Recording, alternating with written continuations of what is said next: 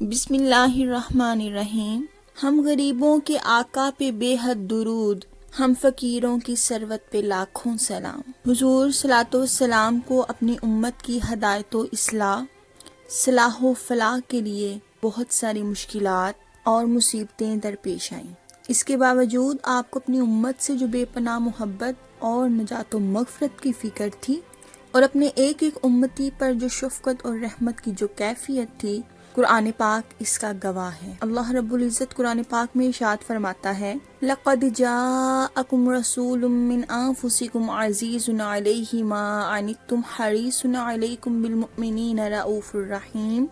بے شک تمہارے پاس لائے تم میں سے وہ رسول جن پر تمہارا مشقت میں پڑنا گراں ہے، تمہاری بھلائی کے نہایت چاہنے والے، مسلمانوں پر ہی نہایت رحم فرمانے والے ہیں۔ حضور کی محبت کا یہ تقاضا ہے کہ امت پر حضور کے کچھ حقوق ہیں جن کو ادا کرنا ہر امتی پر فرض واجب ہے۔ حضرت علامہ قاضی ایاز رحمۃ اللہ علیہ نے آپ کے مقدس حقوق کو اپنی کتاب شفاء شریف میں مفصل بیان فرمایا۔ آج ان حقوق میں سے جس حق کا ذکر کروں گی وہ ہے تعظیم رسول صلی اللہ علیہ وآلہ وسلم۔ امت پر رسول اللہ صلی اللہ علیہ وآلہ وسلم کے جو حقوق ہیں، ایک نہایت ہی اہم حق جو ہر امتی پر فرض عین ہے، وہ رسول اللہ صلی اللہ علیہ وآلہ وسلم تعظیم و توقیر ہے۔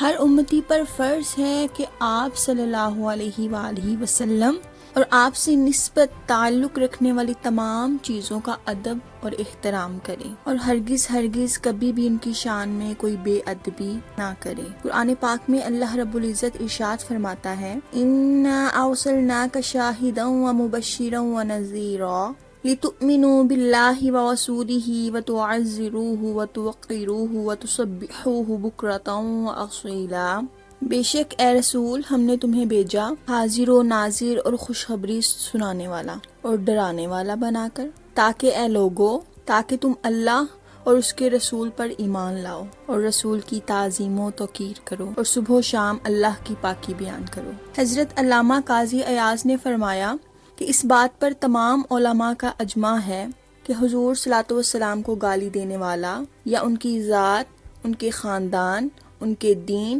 ان کی کسی خصلت میں نقص نکالنے والا، اس کی طرف اشارہ کنایہ کرنے والا، آپ کو عیب لگانے والا یا آپ کی شان کو چھوٹی بتانے والا یا آپ کی تحقیر کرنے والا، بادشاہ اسلام کے حکم سے قتل کر دیا جائے گا۔ اسی طرح آپ کے لیے بد دعا کرنے والا، آپ کی طرف کسی ایسی بات کی نسبت کرنے والا جو آپ کے منصب کے لائق نہ ہو، آپ کے لیے کسی نقصان کی تمنا کرنے والا، آپ کی مقدس ہستی پر کوئی ایسا کلام بولنے والا جس سے آپ کی شان میں استخفاف ہو، سلطان اسلام کے حکم سے قتل کر دیا جائے گا اور وہ مرتد قرار دیا جائے گا اور اس کی توبہ قبول نہیں کی جائے گی۔ اور اس مسئلے پر تمام علماء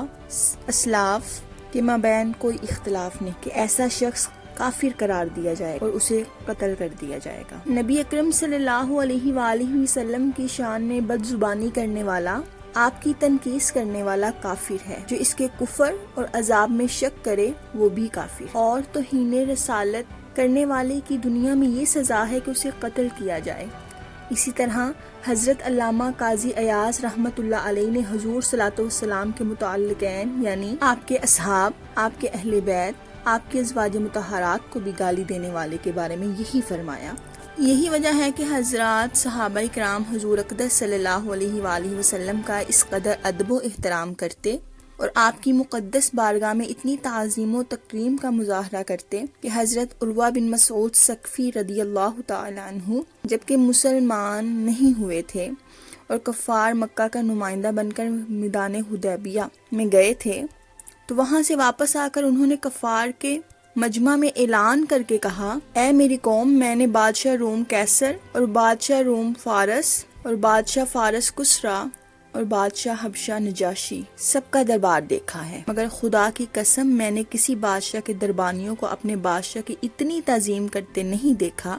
جتنی تعظیم محمد صلی اللہ علیہ وآلہ وسلم کے اصحاب محمد صلی اللہ علیہ وآلہ وسلم کی کرتے ہیں۔ حضرت امیر المؤمنین علی المرتضیٰ کرم اللہ وجہ الکریم حاضرین مجلس کے ساتھ رسول اللہ صلی اللہ علیہ وآلہ وسلم کی سیرت مقدسہ کا تذکرہ کرتے ہوئے ارشاد فرماتے ہیں کہ جس وقت رسول اللہ صلی اللہ علیہ وآلہ وسلم کلام فرماتے تھے تو آپ صلی اللہ علیہ وآلہ وسلم کی مجلس میں بیٹھنے والے صحابہ اکرام اس طرح سر جھکا کر خاموش اور سکون کے ساتھ بیٹھے رہا کرتے تھے گویا کہ ان کے سروں پر پرندے بیٹھے ہوں۔ جس وقت آپ خاموش ہو جاتے تو صحابہ اکرام گفتگو کرتے، اور جب کوئی صحابی رسول آپ سے کلام کرتا تو رسول اللہ صلی اللہ علیہ وآلہ وسلم پوری توجہ سے اس کی بات سنتے یہاں تک کہ وہ خاموش ہو جاتا۔ چند باتوں سے ہم اس بات کا اندازہ کر سکتے ہیں کہ صحابہ کرام کس قدر رسول اللہ صلی اللہ علیہ وآلہ وسلم سے محبت فرماتے تھے اور کس قدر آپ کی تعظیم و توقیر کرتے تھے۔ امیر المؤمنین حضرت عثمان بن عفان رضی اللہ تعالی عنہ نے حضرت قباس بن عاصم سے پوچھا کہ تم بڑے ہو یا رسول اللہ صلی اللہ علیہ وآلہ وسلم؟ انہوں نے کہا بڑے تو رسول اللہ صلی اللہ علیہ وآلہ وسلم ہی ہیں، مگر میری پیدائش حضور صلی اللہ علیہ وسلم سے پہلے ہوئی ہے۔ حضور اقدس صلی اللہ علیہ وآلہ وسلم کی ذات مقدسہ کے ادب و احترام کو حضرات صحابہ اکرام اپنے ایمان کی جان سمجھتے تھے، بلکہ وہ چیزیں جن کو آپ کی ذات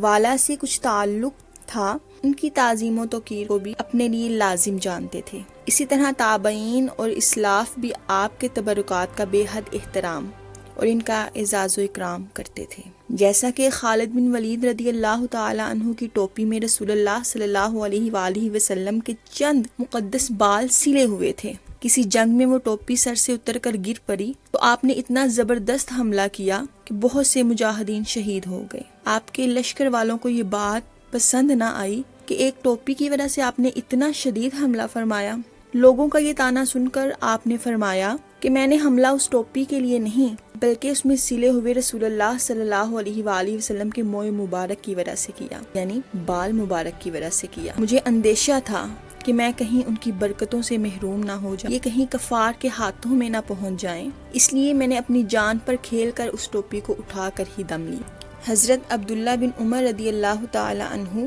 حضور صلی اللہ علیہ وسلم کے منبر شریف پر جس جگہ آپ صلی اللہ علیہ وآلہ وسلم بیٹھتے تھے خاص اس جگہ پر اپنا ہاتھ پھیرتے اور اپنے چہرے کا مسح کیا کرتے تھے۔ حضرت ابو محذورہ رضی اللہ تعالی عنہ جو کہ صحابی اور مسجد حرام کے مؤذن بھی ہیں،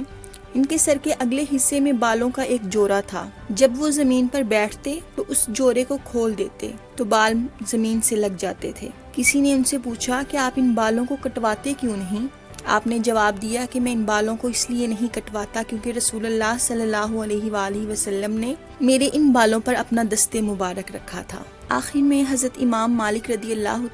تعالی عنہ، امام شافعی رحمۃ اللہ علیہ، امام مالک رحمۃ اللہ علیہ کی بہت خوبصورت روایت پیش کروں گی۔ امام مالک رحمۃ اللہ علیہ کے سامنے کسی نے یہ کہہ دیا کہ مدینہ کی مٹی خراب ہے۔ یہ سن کر امام مالک نے یہ فتویٰ جاری کر دیا کہ اس گستاخ کو 30 درے لگائے جائیں، یعنی 30 کورے مارے جائیں اور اس کو قید میں ڈال دیا جائے، اور یہ بھی ساتھ میں فرمایا کہ اس شخص کو قتل کر دینے کی ضرورت ہے جو یہ کہے کہ مدینہ کی مٹی اچھی نہیں۔ تو مسلمانوں پر رسول اللہ صلی اللہ علیہ وآلہ وسلم کا یہ حق عظیم ہے کہ رسول اللہ صلی اللہ علیہ وآلہ وسلم کی تعظیم اپنی جان سے بھر کر کی جائے۔ اللہ رب العزت سے دعا ہے کہ وہ ہم سب کو رسول اللہ صلی اللہ علیہ وآلہ وسلم کی عزت، ناموس،